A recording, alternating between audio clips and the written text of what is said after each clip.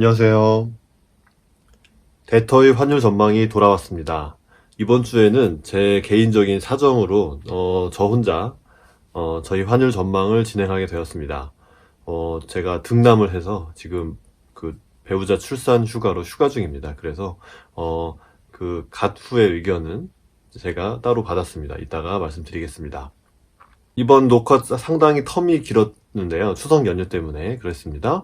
그랬는데 사실 환율은 별로 안 움직였습니다. 그리고 완전히 맞췄습니다.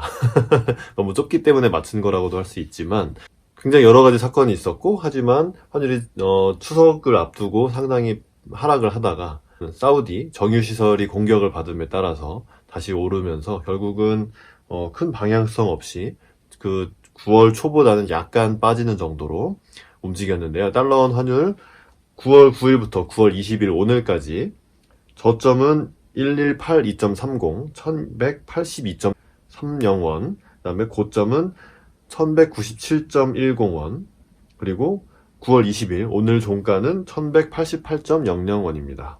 어떤 일이 있었는지 한번 말씀을 드리겠습니다. 네, 9월 9일 요 주간, 월요일부터 요 주간에는 일단 중국이 경기 부양을 위해서 지급 준비율을 낮췄다. 이런 중국의 경기 부양책이 등장을 했었고요. 또 미중 무역 협상에 대한 기대감이 계속 이어지고 있었고, 그다음에 수급상으로 말씀드렸듯이 추석 전에는 수출 업체들이 원화 자금을 마련하기 위해서 달러를 파는 경향이 있기 때문에 그런 매물 압박도 좀 있어서 점점 내려갔죠. 네, 그리고 한국의 고용 지표, 고용률, 실업률, 그리고 일자리 수 증가 등등의 지표가 잘 나왔기 때문에 요것도 원화 강세 재료가 되면서 조금 더 빠졌었고요. 그 다음에 추석 연휴 동안 미국과 중국이 서로 이제 무역 협상을 할 거니까 먼저 선물을 주고받았다. 그래서 중국이 미국에 대해서 관세를 철회 혹은 폐지를 했고요. 일부 품목에 대해서입니다. 그리고 미국도 관세율을 인상시키는 것을 연기한다고 발표했고, 이런 긍정적인 뉴스가 많아서 사실 추석 연휴 중에는 역외 NDF 시장에서는 70원대를 간 듯한 그런 느낌도 있었죠. 제가 70원대 진입을 시도할 거라고 예상을 했었는데요. 그런데 그 주말에 사우디의 원유 시설이 그 드론 폭격을 당했다. 이렇게 볼 수 있죠. 그래가지고 막 사우디 원유 생산량의 절반가량이 생산이 중지됐다. 이런 기사가 나왔고, 이게 이제 이란이 배후에 있다. 이런 기사가 나오면서 중동 지방에서 지정학적 불확실성이 확 증가를 했고, 유가가 상승을 하고, 이런 일이 생겼습니다. 그것 때문에 환율은 더 빠지지 못하고, 가투가 예상한 정확한 저점, 1182원을 저점으로 다시 상승하기 시작했습니다. 그리고 이제 또 주목했던 미국 FOMC 연준의 금리 결정이 있었는데요. 이 회의에서는 저희들이 예상하고 또 시장이 많은 사람들이 예상했듯이 25bp, 0.25%포인트의 미국 달러 기준금리가 인하가 되었습니다. 하지만 이것에 대해서 파월 연준 의장, 우리는 파꼰대라고 불렀죠. 이 사람이 향후, 그 다음에 어떻게 할 것인가에 대해서는 정말 아무 말도 하지 않았어요. 모르겠대요. 어떻게 하겠다는 힌트를 전혀 주지 않고 여전히 이것도 미중 무역 협상과 글로벌 경기 둔화, 미국 경기는 좋은데 글로벌 경기가 안 좋을 수 있기 때문에 이것에 대한 보험성 인하이다, 이렇게 발언을 했습니다. 하지만 원론적인 얘기로 경기 둔화가 되는 게 확인이 되면 금리를 더 내릴 수도 있다, 연속적으로 금리를 내릴 수도 있다, 이렇게 멘트를 했으니까 사실 앞으로 경기에 따라서는 내릴 수도 있고 올릴 수도 있고, 이런 중립적인 얘기를 했다고 볼 수 있죠. 그랬더니 달러원 환율은 이제 보통 소문에 사고 뉴스에 팔아라, 이 경우는 반대죠.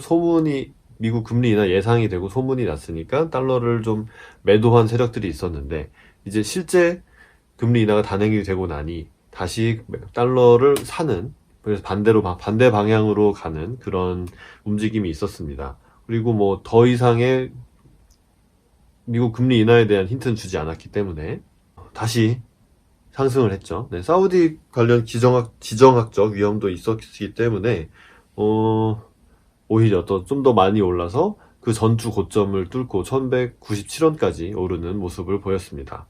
이제 이것은 가투의 의견인데, 이번 FOMC에서 그 점도표라고, 점도표. 향후 연준 위원들 각각이 금리가 어떻게 될 것 같다. 연말까지, 내년 말까지. 이렇게 예상치를 각각 내놓고 그 각각의 평균을 내는 점도표라는 게 있습니다. 여기에서는 올해 추가 금리 인하는 현실적으로 뭐 없다. 이런 예상이 평균적으로 나타났고요. 미중 무역 분쟁이 격화될 때는 가능하다. 이렇게 가투는 얘기를 했습니다.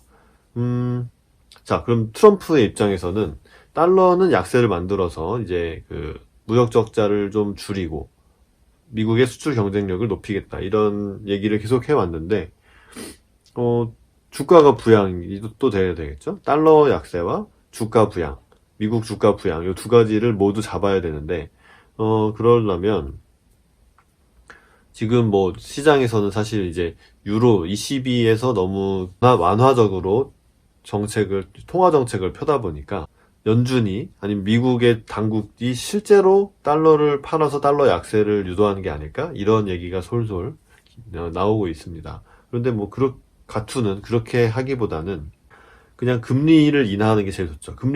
미국 금리가 인하가 되면 미국 달러 약세, 그리고 돈이 풀렸으니까 금리가 싸기 때문에 주가가 오를 것이다.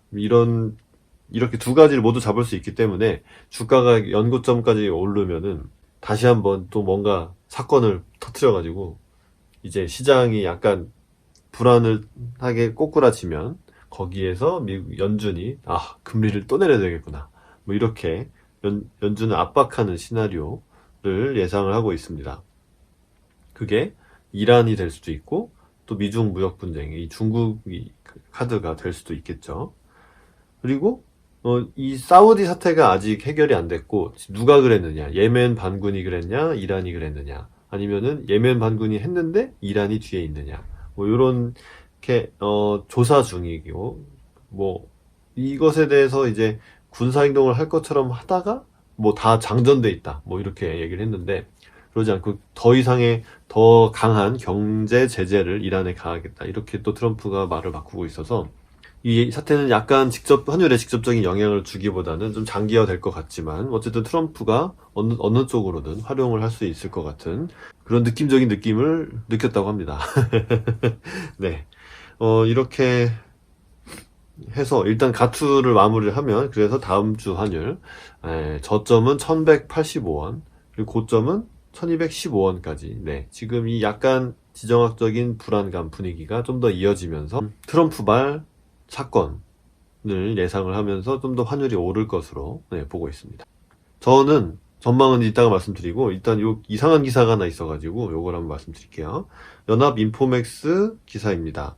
날짜는 9월 20일 오늘 새벽에 나온 기사인데요.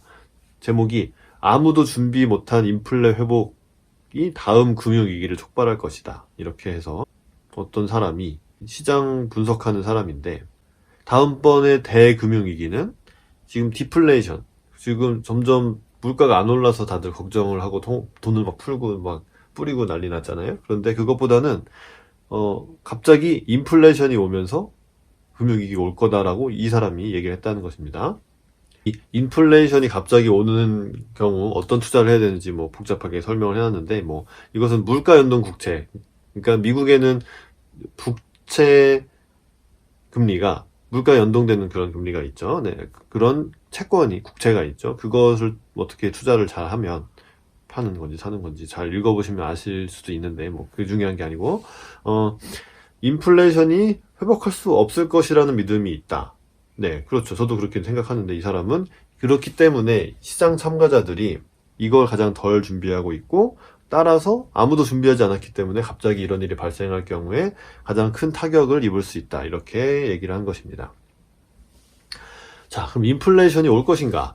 인플레이션은 옛날에는 통화량으로 조절을 할 수 있다고 믿었죠. 네, 돈을 막 풀면 돈이 막 돌면서 물가가 상승을 하고, 돈이 돈다는 거는 돈을 은행에 주면, 그러니까 중앙은행이 일반 은행에 주면 일반 은행이 이걸로 대출을 하고, 대출을 하니까 경기가 살아나고 생산이 많아지고 그만큼 소비가 많아지고, 생산을 하니까 임금을 주고, 아니면은 생산을 했으니까 주주들한테 뭐 배당을 주고, 뭐 돈을 빌렸으니까 이자를 내고, 이런 소득원들이 가계로 유입되면서 소비가 늘어나면, 그러니까 물가가 오르는 거죠. 물가가 올랐으니까, 물가가 자꾸 오르면은 이제 인플레이션을 잡아야 되는 중앙은행 입장에서는 다시 통화량을 회수를 하죠.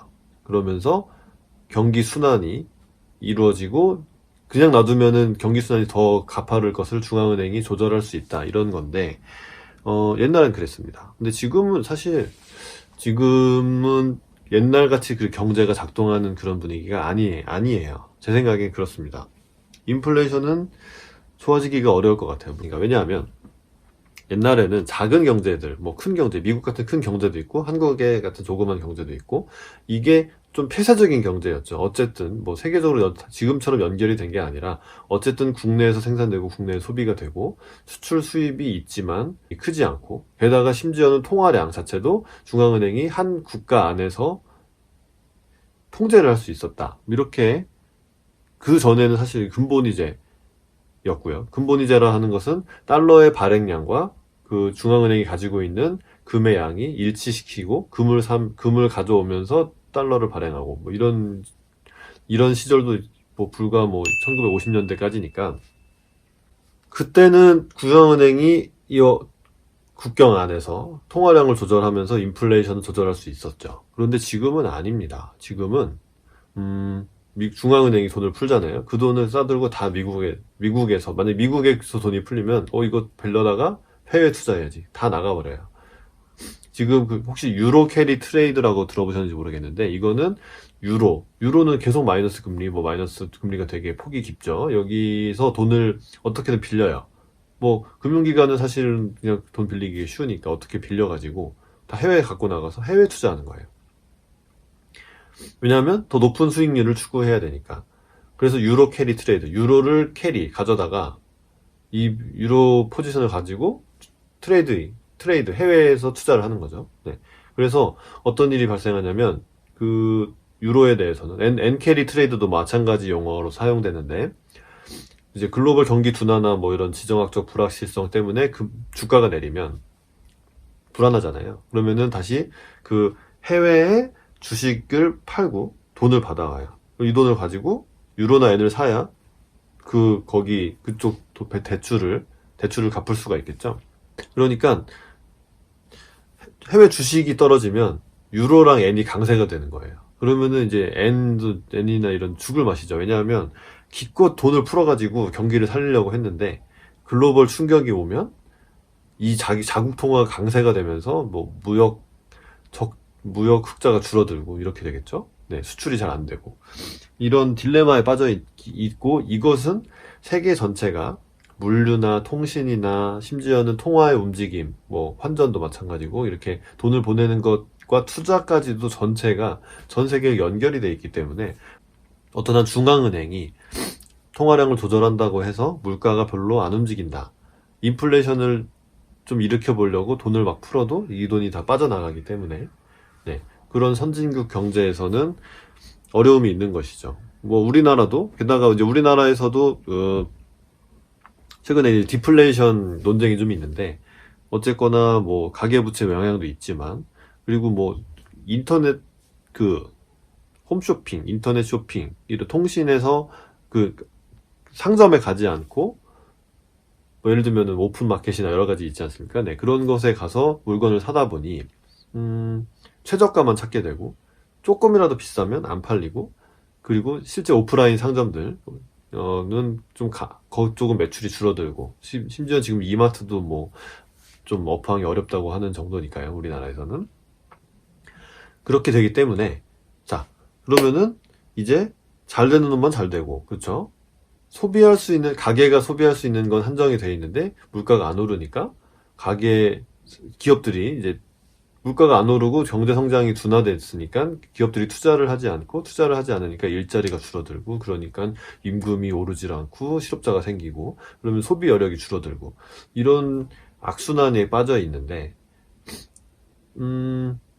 그리고 또 생산성이라는 면에서도 뭐 중앙은행 총재들이 생산성을 굉장히 강조하는데, 생산성은 같은 돈을 넣고 많이 만들어야 되는데, 이게 팔려야 만들잖아요. 그러니까 이제 어쨌거나 노동 생산성이라든지 뭐 이런 것들이 다 세계에서 그 글로벌리 경쟁을 하면서 가장 강한 자만 살아남고, 그거보다 이제 뭔가 좀 마진을 더 붙이고 싶은 이런 사람들은 다 나가 떨어지는 거죠. 시장에서 도태가 되는 거죠. 그래서 좀 생산성이라는 면에서도 별로 안 좋기 때문에 좀 구조적인 저인플레이션 혹은 뭐 어딘가는 디플레이션을 겪을 수도 있는데, 뭐 그런 시기로 가고, 요거는 좀, 그러니까 전체적으로 이렇게 막 무역 장벽을 세우고 뭐 통신을 끊고 뭐 그다음에 송금 뭐 해외 투자하는 걸 막지 않는 이상 이 인플레이션 회복이 리스크가 될 것이다, 이 얘기는 좀 잘 모르고 하는 소리인 것 같다. 네, 이런 오늘의 경제 기사를 읽어봤습니다. 마지막으로 그럼 저도 다음 주 전망을 해보면, 지금 다음 주 유엔 총회가 있고, 지금 사실 트럼프의 시간에서는 지금 뭔가 해결이 돼야 되는데 갑자기 사우디 이란이 터져가지고 좀 그런데, 어쨌거나 미중 무역 협상 그리고 뭐 한미 정상회담도 있고 유엔 총회에서 뭐 다음 북미 협상에 대한 기대감도 있을 수 있기 때문에 사우디 사태가 요 정도에서 더 뭐 무슨 드론이 또 날아서 또 막 못 막으면, 제 생각에는 그거는 사우디가 이제 뭐 되는 거죠. 네, 아니 같은 방법을 또 공격해 또 못 막아? 뭐 이런 식으로 좀 본인들이 이상해질 수가 있잖아요. 되게 국방력이 없는 사람들처럼 되니까, 그거는 좀 해결 국면으로 가면서 미중 무역 협상, 그다음에 북한 비핵화 이쪽이 좀 진전이 되는 한 주가 될 거라고 예상을 해보겠습니다. 그래서 저는 근데 많이 움직이진 않을 것 같아서 저는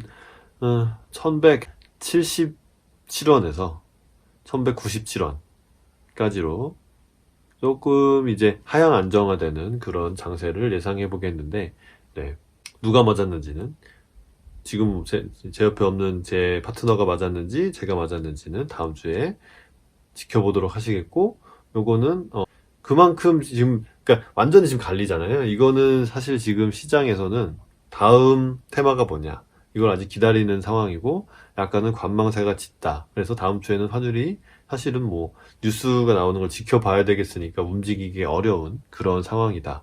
좋은 거 나쁜 게 실제로 중간에 다 있었죠. 미중 무역 협상, 사우디 이렇게 있기 때문에 이런 것들의 추이를 지켜봐야 되는 한 주가 될 것으로 예상을 합니다. 자, 저희 열심히 만들고 있습니다. 네, 환율 전망 계속 할 테니까 구독해 주시고 또 이 영상에 대해 좋아요 꼭 눌러 주시기를 부탁을 드리겠습니다. 저희들의 의견은 개인 의견이고요. 투자는 여러분 개인의 판단에 의해서 하시는 것이고, 저희들의 의견은 참고만 해주시면 되겠습니다. 네, 이렇게 공지사항 드리고요. 저희들은 데터의 환율 전망으로 다음 주에도 인사드리도록 하겠습니다. 시청해 주셔서 감사합니다.